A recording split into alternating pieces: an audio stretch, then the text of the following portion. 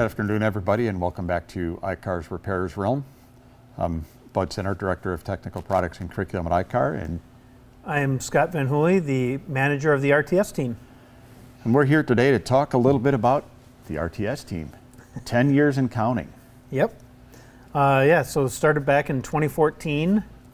We've had, kind of a fun little slide here, just where what we started with and what it's grown to. We've added a lot of different features of the website, and the traffic has really started to pick up because the whole point of the RTS website was really to help the industry find answers to questions, help them guide them to where the information is. And that's kind of one of the fun parts of being part of RTS is we get to help technicians and shops and insurance companies with the vehicles that are in the stall that are getting repaired right now, and they have a direct question that they can't find the information for, or there's some conflicting information or something that maybe is not clear, and we can help them find that information. And it's kind of one of those things where everyone always looks at us for training, but we're also doing a lot of things to help them with that vehicle in their stall. Yeah, so I say all the time, and I've said it so many times on here, people think it's a repeat button, but I talk about I-CAR being one of the best kept secrets in the industry. Although, I don't know how secret it is, right? It's out there, and it seems like I continue to go into shops and we talk about RTS, and they talk about, if I only had this source that I could use, this resource to help me find this information, and I'm explaining what RTS is, but then you look at the number of hits that the website has and the number of inquiries that you guys are getting. It's not really a secret, but it almost feels like we have this group that follows RTS really closely and uses you guys religiously, and then we have another segment of the industry that just doesn't understand the value yet. Well, I think that goes to, there's a lot of things. Look at, how many calibrations are being done on vehicles as opposed to how many probably should be getting done, because people are not always fully awake or aware of all the things that are changing. And, one thing that we found is a lot of the shops that have been using RTS for years, they end up coming to us in the beginning, and they're using it every day. But just by using it, they're learning where to find that information for themselves. So they don't have to come to us for every little thing. But when they run into something new, and we haven't seen that before, they come to the website and they can do a quick find, and all of a sudden they have their answer and they can move on. And so that's one of the things that we really want for the website is we want the traffic to help educate people on what's new, but we also are kind of helping train them a little bit on how to find that information from all the different various OEMs. Because if you work on a lot of Hondas and all of a sudden you have a Ford in the shop and you don't know that Ford service manual, where to find things, you can come onto the RTS website, and we have a ton of articles that will help guide you to that information, give you different explanations, some of the linking pin articles, and it's really there to help you with those hard to find ones or ones that you're not used to looking up. So you just mentioned something there in your last statement that probably makes sense to clarify with the audience. What is a linking pin? So that is basically when we get a question from the industry, and most of the time, I'd say about 98% of them, there's already an answer for. We can, position statements, service information, even sometimes the owner manual will have some information that we need to know for collision repair. And when there isn't an answer or there's something conflicting, that's when we send that question over to the OEMs to get answers from them directly. Sometimes it's going to Germany, Japan, Korea, somewhere in the US, where it's going to the engineers that designed and built that vehicle for a review of a certain procedure. Maybe there was a step missing, maybe there wasn't a procedure written for something. And so it just is that way for the industry to contact the OEM, where we're not inundating the OEMs with a bunch of white noise for information that's already there. So we kind of filter some of that out for the OEM so that they can focus on truly the ones that are questions that need to be answered by them, and they're the only source for that information because they built the vehicle. Yeah. So not to put you on the spot, but with your Ask I-CAR, how many inquiries have you received this year? Do you know? Roughly? Approximately, as of last night, 46,029. So this is always a really impressive stat to me, not just the number of inquiries you get, But now let's talk about your average response time. This is the part that's incredible to me. So on the website, it does say that we'll get back to you within 24 hours. But in reality, if it's during our normal business hours, it's under 2 hours. And we've had a 100% success rate where it might not be, we have an answer for you. It might be, we can't find anything, but here's that linking pin form to then submit that to the OEM to get the answer. And even sometimes we've even had some of them that we've had to send to tool and equipment and product makers because there's a question on different things. And so, it's not just the vehicle makers, it's the whole, ecosystem of the industry that we'll reach out to, and we'll try to get answers for you if you have a question on something. Yeah, it's always impressive to me that the number of people you have on your team you don't have a tremendously large team, Nope. Actually a very small team, but the amount of data that you guys are able to work through, push out, get out to the industry, all the articles that you guys write to help people understand something new to the industry, and then the ability to respond to those things in less than 2 hours is incredible. Well, we've built a lot of different databases and things like that have really helped us, but everybody on my team was technicians. They went to tech school, and so we get it. When you're in the shop, you don't have hours and hours to wait for a response. Most of the time when you have a question, it's holding up the job. So we want to get that answer to you as quickly as we possibly can. And that's one of the things with the linking pin process. It's sometimes not as quick as I want it to be because it has to go over to Germany or Japan or and engineer review, and they have a workload, and so sometimes that takes a little bit of time. But if there's an answer to your question, I want you to get that answer and get moving on to the next thing. And one of the biggest things that I need people to do is a lot of times we'll send them articles. Read the article because a lot of times they'll come back and say, well, that doesn't answer my question, and you say, well, did you read the article? Because it literally lists out what you need to do, either from what the OEM has said from a linking pin or some of the repair information, because we'll call attention to some of that overlooked things that a lot of times are what the shop is looking for to settle a debate, whether it's between the insurance company or internal to the shop of how to best do something. Yeah. So let's take a few minutes now, and I don't know that I want to call them the top 5, but we're going to go through a few of the more impactful or interesting either Ask I-CARs or linking pins or whatever they might have been. And the one we're going to start with here, honestly, when I heard about this and somebody came to me right after you guys got the inquiry and told me about it, and I said, I'm being punked. There's no way this is real. So let's talk a little bit about the blind spot dummy sensors that are found on some vehicles. So this one was from Honda.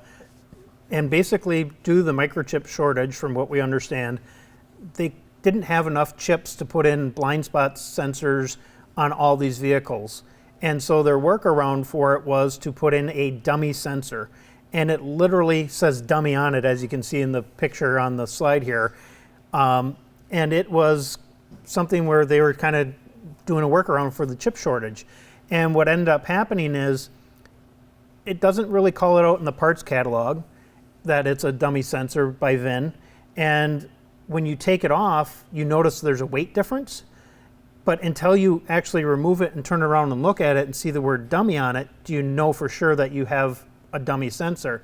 And if you plug in a real blind spot sensor, well, now the system goes, hey, this no longer is a dummy sensor, it's a blind spot. Where's my mirror indicators and where's the other blind spot?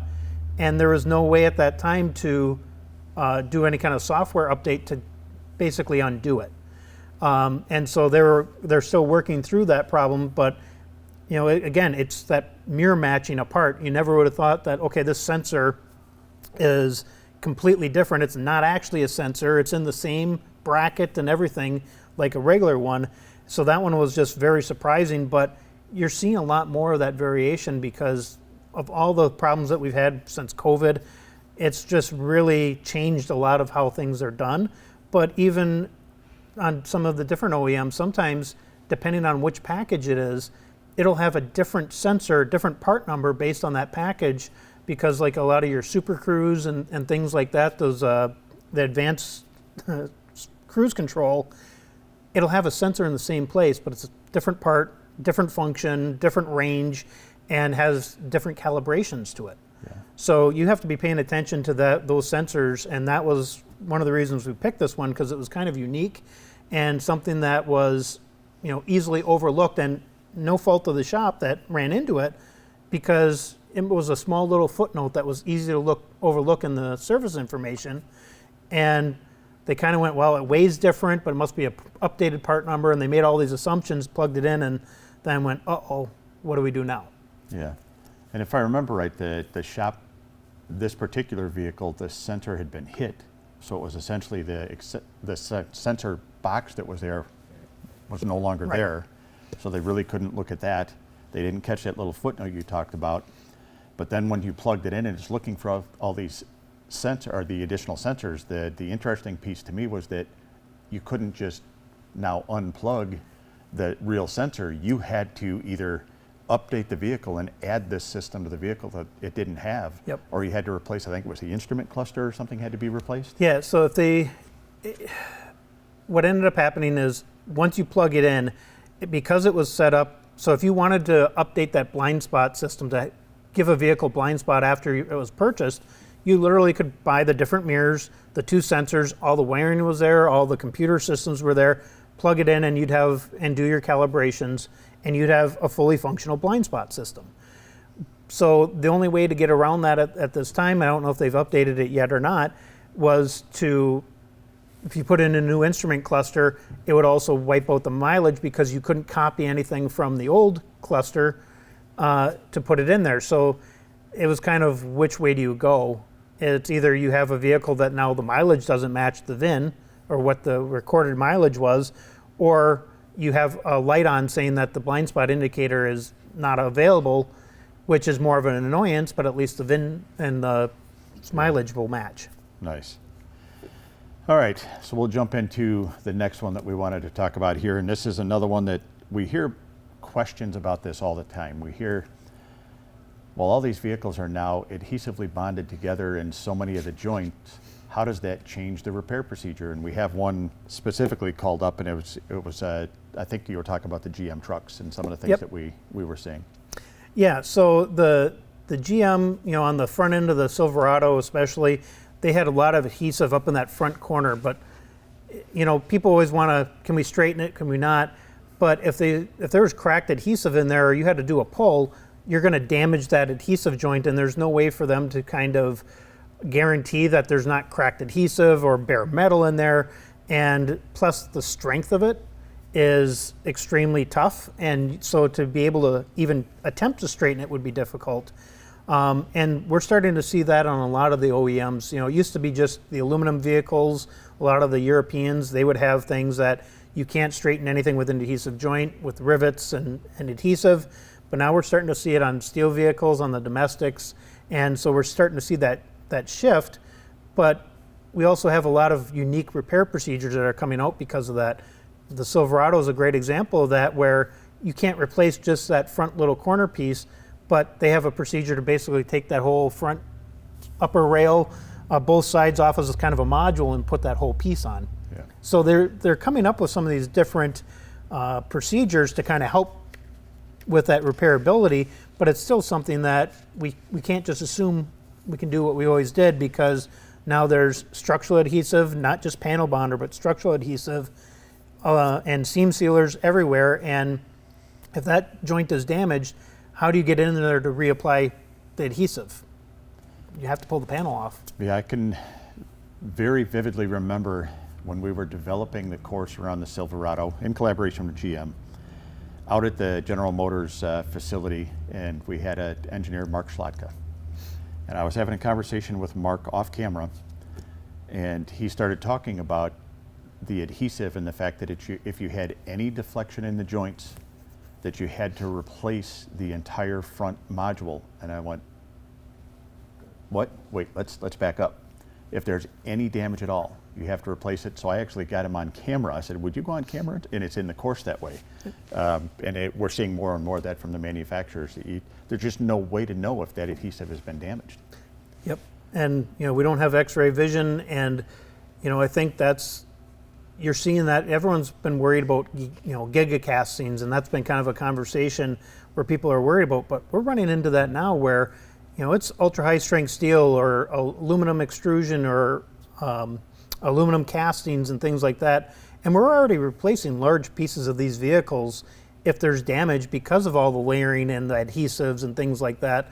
And, the torch and heating stuff up for pulling, it's kind of gone away. I mean, and there's still shops out there, I'm sure, that are heating things up that they shouldn't be heating up, and they're destroying things and not realizing it. And so we have to keep updating. And, that course was a great one because it was kind of a major change from their traditional repair methods that we've been using for quite a long time. Yeah.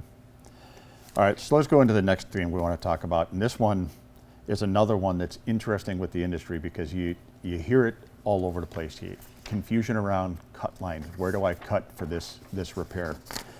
And this is a big one, right? Because in some cases you cut in the wrong spot and the service part doesn't meet where you cut. What do you do now? Now the vehicle's total loss. Yeah. So let's talk about this one here. We've got one specific to Nissan INFINITI. Yeah, so this one was one that we just got it updated because the repair procedure, you can see where the body repair manual has that, we have that yellow piece of tape. And what that was is they basically had you cut along that indent in the panel for where molding goes, and you had to seam weld that entire length of that whole panel. And what it did is allows you to leave the rear window in to replace the quarter panel. But a lot of shops were kind of going, well, wait a minute, I have to weld, a 1.5 feet, 2 foot long section. That's a lot of panel warpage and heat, and it's going to be really hard to get that all to line up. And then the filler work, so they were concerned about it. And so they reached out and said, can we just go up in the sail panel and pull out the rear window? And Nissan's engineers looked at it and they said, yeah, you can do that.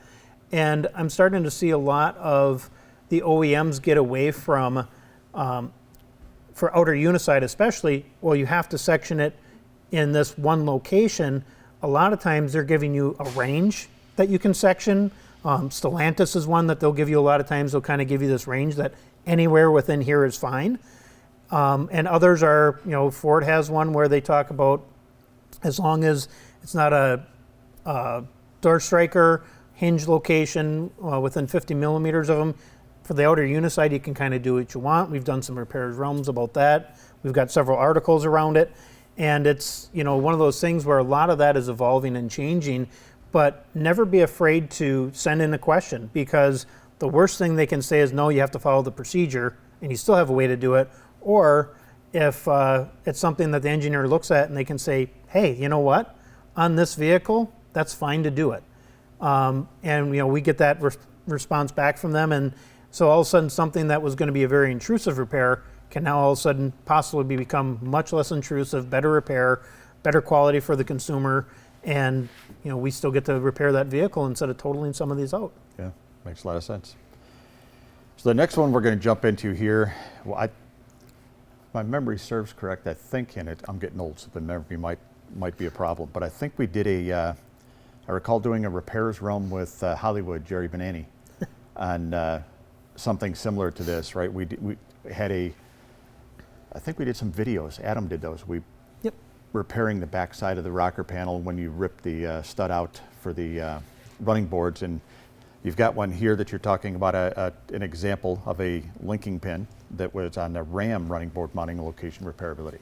Yeah, so what happens with those is you run over a rock, somebody hits the side of it, hits the running board, and there's not much damage, but it's tearing out the inner panel. A lot of times it's not even the reinforcements, it's actually an inner panel where the running board mounts.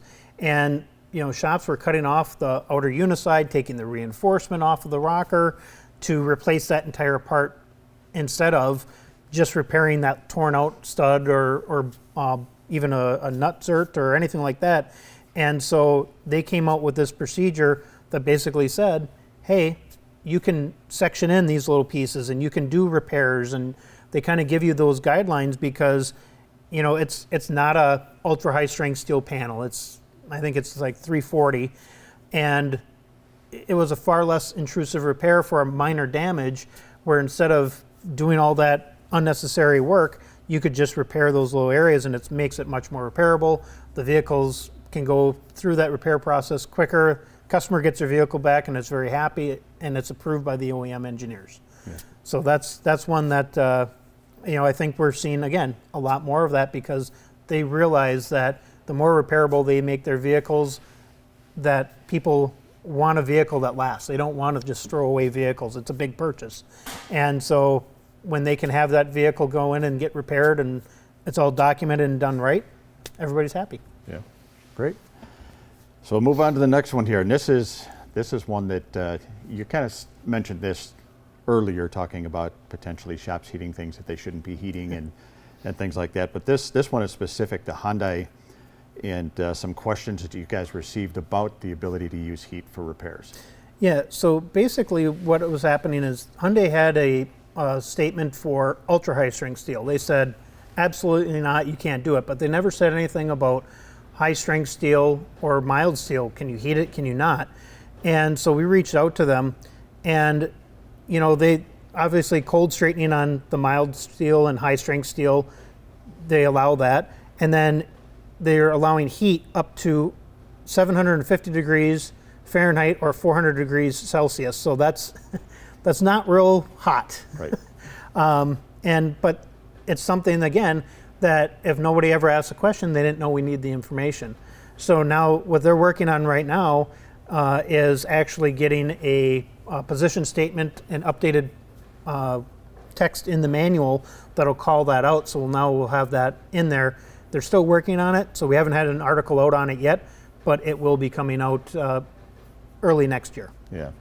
Something that's important for shops to understand or to think about there, and they can reach out to RTS if they need help finding it, right, is that many of the manufacturers are going to have a repairability matrix that will give them the information they need on what type of steel, where can they heat it to, can they use heat, can they straighten it, not straighten it, all of that, and if they can't find it, RTS is happy to help.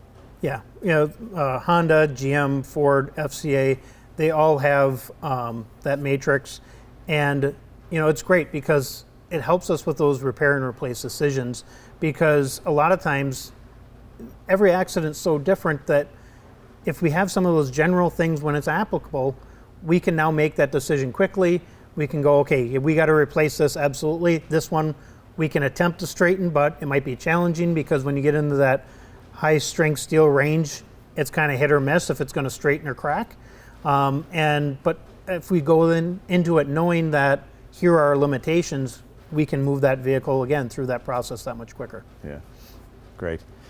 So before we jump in, I know we've got one more little kind of bonus teaser for an upcoming Repairers Realm event. Before we jump into that, I want to just kind of highlight or reinforce the SEMA activities that were just out there. We just came back from SEMA, and the team had just another incredible SEMA, and you and the video team here and Jason from your team really put a lot of work into having 40 live broadcasts from that collision repair refinish stage live at SEMA, where we had OEMs, tool and equipment makers, product makers, and we had all kinds of people on stage. We had some great interviews and conversations on stage, and all of that can be viewed at the I-CAR YouTube channel if somebody wants to go out and look at those videos.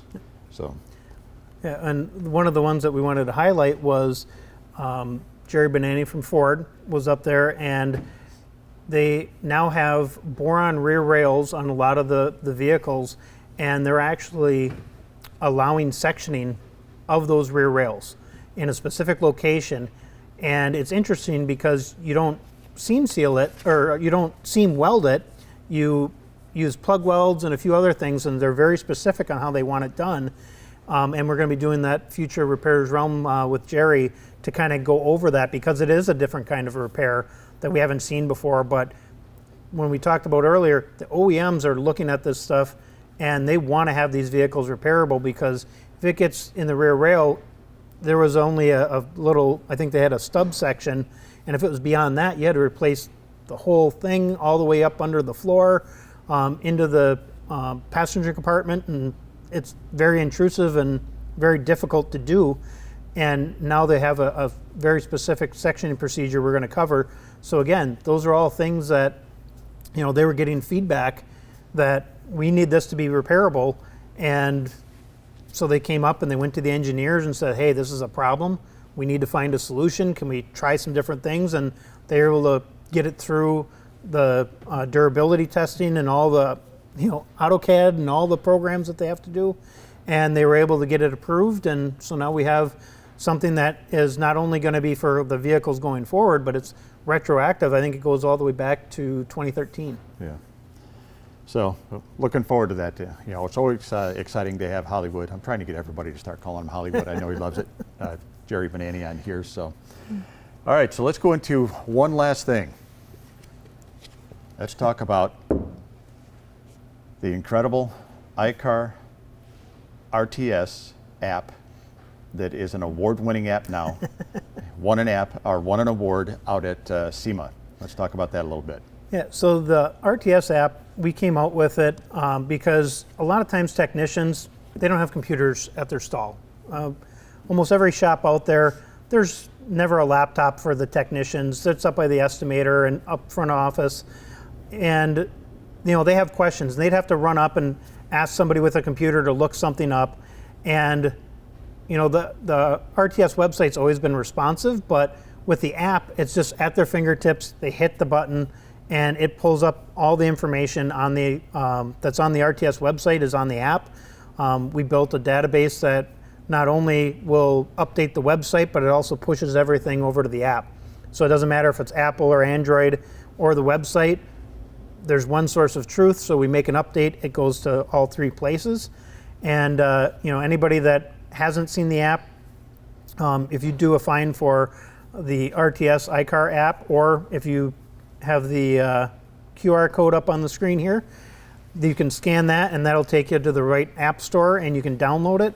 And that's just the first phase of it. We're going to have a lot of improvements coming in 2025, along with login and save your favorites. We're going to continually improve it, and we want to make sure that we have that information at the fingertips of all the technicians. And the SEMA award was pretty cool because there's about 300 different entries for this category, and we took second place only to the I-CAR Academy for the schools, which was really cool to have the number 1 and 2 awards at SEMA. 3 years in a row. 3 years in a row. 3 years in a row. But you talk about the app though. I've been out in a collision shop very recently, and having a conversation with a technician that was, we were having a long conversation, but we started talking a little bit about the RTS app, and he didn't know he had an app. So I'm walking him through how to download it. He downloads it. And I said, so now let's just look at the vehicle you're working on here in your stall. And he goes in, and in the search bar, he enters in just the vehicle that he's working on, and bang, all these articles come up. And he's like, wow, how cool it was. Well, we happened to have an estimator that came out as we were having the conversation. And he says, what are you guys talking about? And we're talking about this app. And he says, oh, that's just for techs. And I said, no, it's not. I said, come on back here, let's look at this. And I said, how often do you go out and you're writing an estimate on a car, a repair plan, and you need to understand what ADAS systems are on this vehicle. So I show him with the app, he can go in and enter year, make, model, and it will tell him what systems could potentially be on that vehicle. So it's not just a technician app. Estimators can use it, repair planners use it out there at the vehicle, and it's for everybody in the collision industry. It's an awesome app. Yeah, and a lot of times shops need documentation, or they just need to be pointed in the right direction, because we'll also, in the app and the website, we'll tell you if there is no information or no calibration required or no sectioning procedure required. Yep. Because you can spend an insane amount of hours looking for something that doesn't exist. When something exists, it's easy you find it and you can kind of go to that place again and again. But when all of a sudden you're expecting to see something and it's not there, you question, okay, am I just missing something? And so that's where, a lot of the things on RTS are built with that in mind, that if there's no information or no calibration needed, we're going to tell you that too. Yeah. I know that I've gotten into the bad habit, well, maybe it's a good habit, I don't know, of I have access to all the OEM service information here, but rather than spend the time looking for it, I just send a note to you and your team and say, hey, can you give me this? And I have it in minutes. So. Yeah, and that's the thing. My team's in service manuals every day across all the OEMs. And you know, each OEM, the information's there, but you have to know where to look and you have to understand it. And it's hard to keep track of them all. Even my team struggles with it. So if you're not living and breathing, you know, OEM manuals every day, it's a challenge. Yeah. Well, the RTS team, the RTS app, everything you guys are doing, incredible. 10 years. You guys do a fantastic job, a great resource for the industry, and we appreciate you. Thank you very much. So for anybody that's watching this, if you have any questions at all, you can send your questions to repairersrun@i-car.com, and one of us will get your questions answered and get back to you right away.